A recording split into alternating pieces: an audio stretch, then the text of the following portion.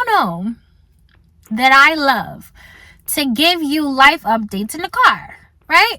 We would just be doing life updates and we just be sitting in the car. But guess what? We in a new car.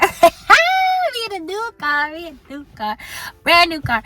So, this is my third car that I've ever owned in my life.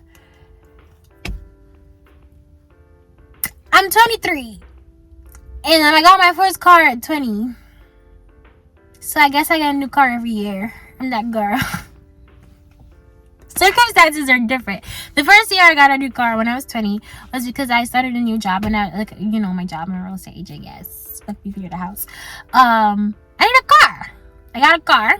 It was just like a used car, like first car, Ford Focus, little cute. She was very nice, compact. She was fully loaded, had everything that you could ever want in a car. In there, she got heated seats, sunroof, LED lights. She got everything up there. I got into a car accident. I don't know if I posted. I keep thinking that I posted it. I can tell that story some other time. But I got into a car accident and my car was totaled. And then I got a different car, another used car, but it was new to me. And that car was a Nissan Altima. It was a maroon car, like the very hood bitch car. Did not fully represent me and my vibe. But that car, it had some issues, and I kept fixing it. And then it got to the point where it's like, I am a busy businesswoman and I need my car to be functional and reliable and safe. And so that car is going to go to my little brother so he can have a little hoopty to ride around Philly with. And I got this new car. It's a Toyota Corolla 2021. Now, my dream car is a Jeep Wrangler, as we all know. Jeep Wrangler, and when I'm wrapping it in purple. Like, prepare yourself for that vlog. But Jeeps are not cheap, and I'm not rich yet. So, when I am financially comfortable in life, I will get myself a Jeep Wrangler, and I probably just gonna buy that shit out the dealership right out, fully paid. That's my goal in my life. Or my husband could buy it for me, whichever one comes first. That's the car I really want. Mind you, I've never been in a Jeep Wrangler, nor have I ever driven one, because I've never been in one.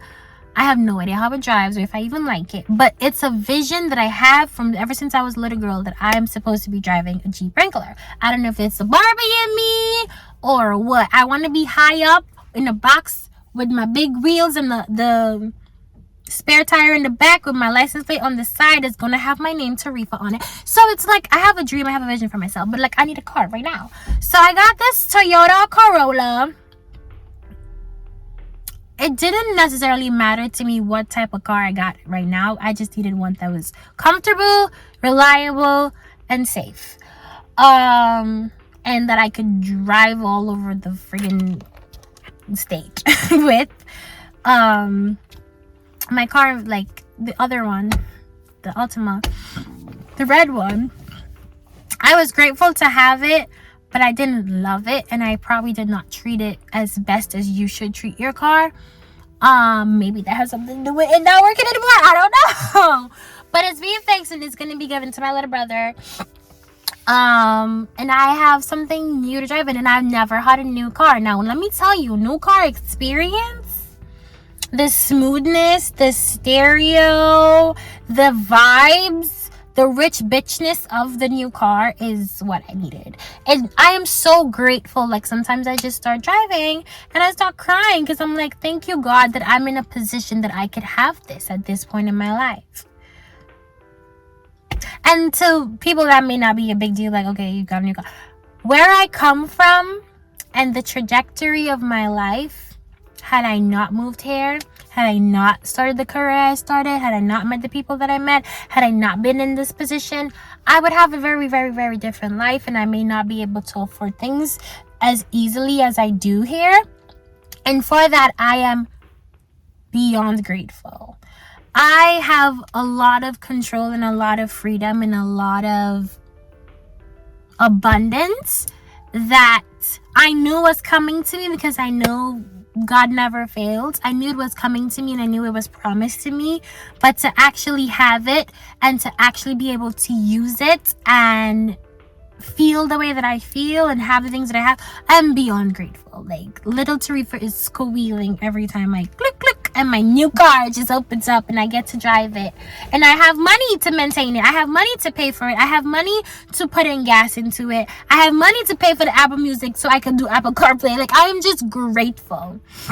And it also encourages me to push harder and to do more and to do better so that I could afford it comfortably and even afford better things. And I'm just very happy with things, and I haven't been happy in general, and so this is just a reminder to be grateful, and it's just a push and an accountability check. Like, bitch, you got a car to pay for now, so get to stepping, get to selling the houses to people and get people in their homes and do your job. So that's one thing.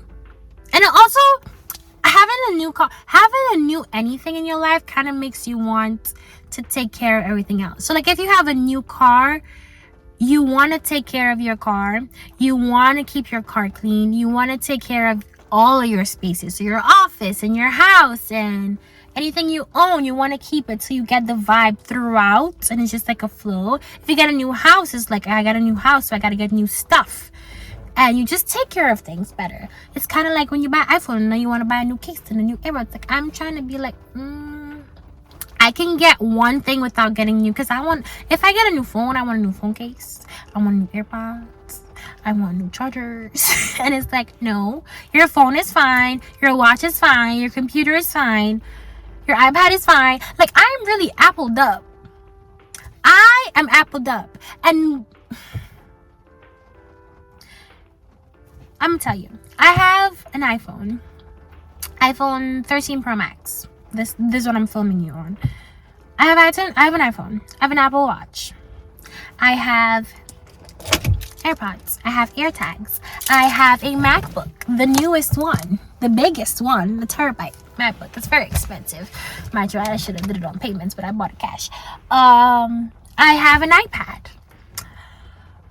What else do I have? Like, I just have all these things. And I say that I have all these things, not to be like, oh my God, I have all these things. But there was a point in my life where I didn't have a phone. I didn't have a phone. I used a tablet that I shared with my little brother. And before then, I had a BlackBerry. I got a BlackBerry when I was 12, 13 years old. And I kept that phone until I graduated high school. And BlackBerries are not that durable. So like, after a few years, it started to give trouble. And by year 5, it was done. So after I graduated high school, I didn't have a phone. I had a means of contacting people, of course. Like, I had, stuff that was shared between me and my brother, or I used my mom's stuff. But it's like, I didn't have my own phone. I had an iPod that I broke. My bad. Which is not usual for me. I don't break things. That was a weird situation. But I didn't have a phone. And it's not that I couldn't get a phone. I wanted the newest iPhone. And I wasn't working nowhere, so I couldn't buy it myself. And it was just a point in time where it was an absolute necessity, so no one bought it for me. And it's like, I wanted a phone. And I remember writing in my journal, I want an iPhone, and I want a MacBook. And now I have those things. And it's like regular, casual,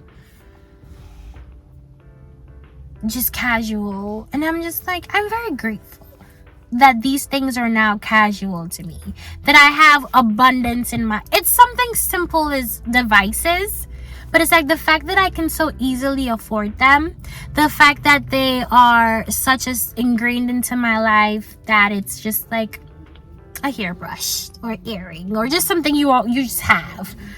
It means a lot to me because I don't wear it to flex. I love Apple products. I'm sorry. I do. And for me, there's like a certain vibe that it brings to me. It's a certain vibe that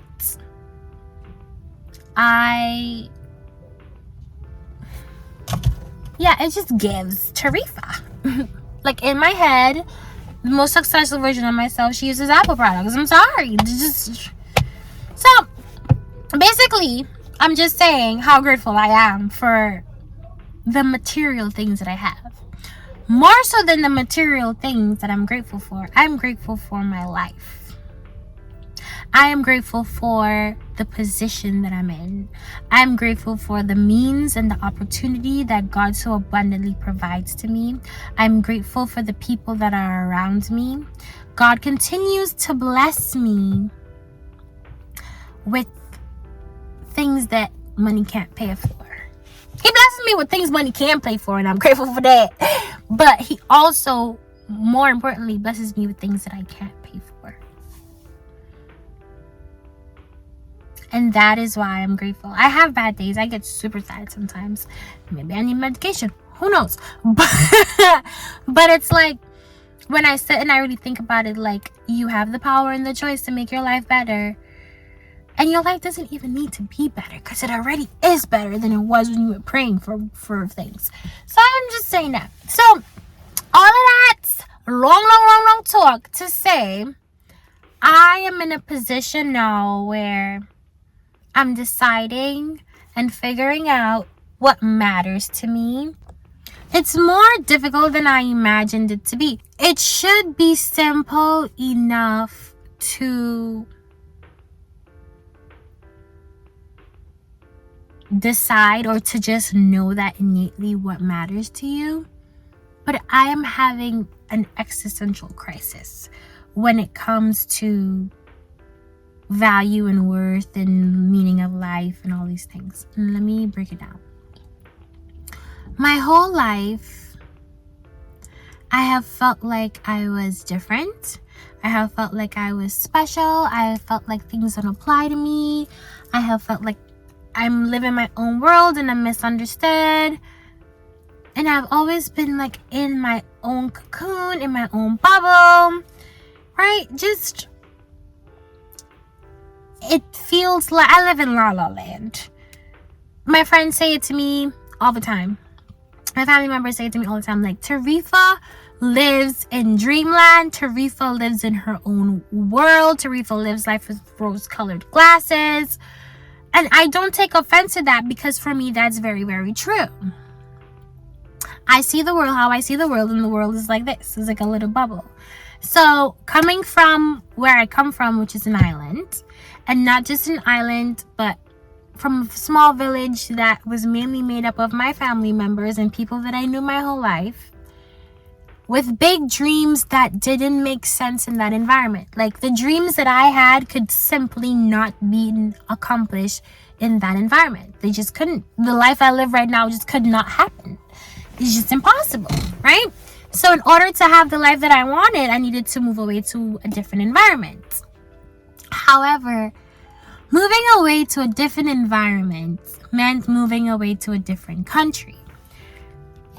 And for some reason, because of the existence of life and humanity and societal systems, a different country comes with a different system and a different set of rules and a different culture and a different... I feel as though I have moved to a different planet. People talk differently, they dress differently, they don't get certain things, they have different understanding of life and different values, different morals. Now, some of them are the same. Some people look like me because I'm black and I can just pass for an African American, but I'm not African American and I don't get that experience. I am different on the inside. I'm different. In my mind, I'm different. My thoughts are different. The way I see the world are different. My values are different. So I am trying to navigate the transition from childhood to adulthood, the transition from one way of life to another way of life. And there are some things that are just universal across the board, absolutely. But for a lot of it, I'm struggling. I'm just struggling. I'm struggling to identify what matters to me. Things that should matter to me don't, and things that shouldn't do. And shouldn't comes from societal norms. Shouldn't comes from what matters to other people. Shouldn't depends on survival. Shouldn't depends on, or not necessarily depends, but it has to do with survival in this environment that I'm in. And just because I'm different doesn't mean that circumstances are different. Doesn't mean that obligations are different. Doesn't mean that responsibilities are different. Okay, so I got a phone call. I gotta go. Not gotta go, but I want to go. So basically, I was just saying all of that to say I'm figuring out what is important to me. I'm figuring out who is important to me. I'm figuring out what is the best way to go about designing my best life. And it's going to be a journey and it's going to be a challenge, and I'm going to keep you updated. I'm going to do another video breaking that down, and I may not post it as soon as I make it because I want to get things rolling, and you guys can keep me accountable, and you guys can keep me like, on my toes. But that's really it, and I'm so excited. Like I thank you guys. I'm so grateful and so excited about life. I'm so excited for you. Thank you for watching my video. If you like it, give it a thumbs up. I'll see you next time. Okay, bye.